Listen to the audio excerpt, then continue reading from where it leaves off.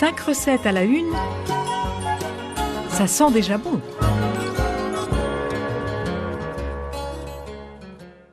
Bonjour à tous, bonjour aux amateurs de bons petits plats. Notre recette du jour, les poireaux farcis au magret fumé, est facile à réaliser et raisonnable en budget.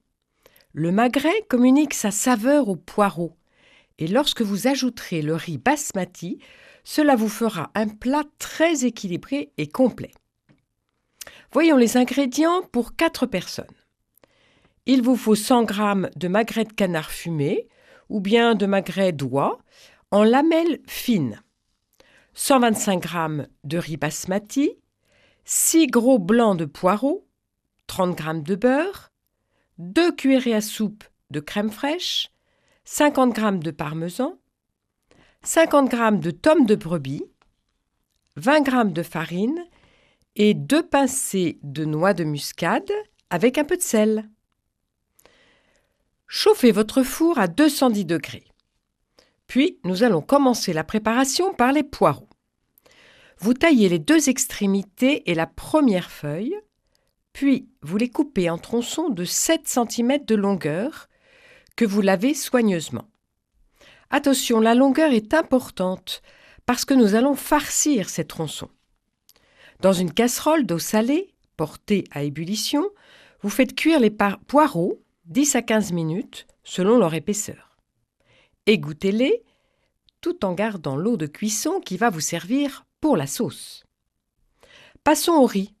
Faites-le cuire dans une casserole d'eau bouillante salée pendant 15 minutes. Puis, égouttez-le. Étalez ce riz dans un plat à gratin que vous aurez légèrement beurré.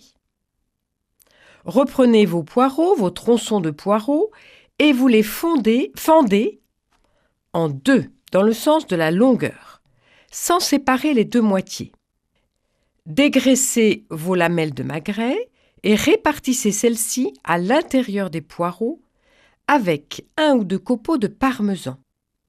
Disposez les poireaux ainsi farcis sur votre riz. Préparons maintenant la sauce. Faites fondre 20 g de beurre dans une casserole. Vous y ajoutez la farine et vous mélangez 30 secondes. Versez dessus 40 centilitres du jus de cuisson des poireaux et portez à ébullition sans cesser de remuer. Incorporez enfin la noix de muscade. Râpez les restes de parmesan et la tome de brebis dans votre sauce. Ajoutez-y la crème fraîche, mélangez.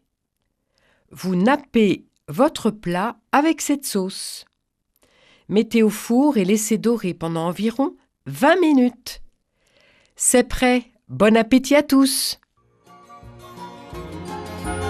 C'était 5 recettes à la une, à réécouter sur radiofidélité.com.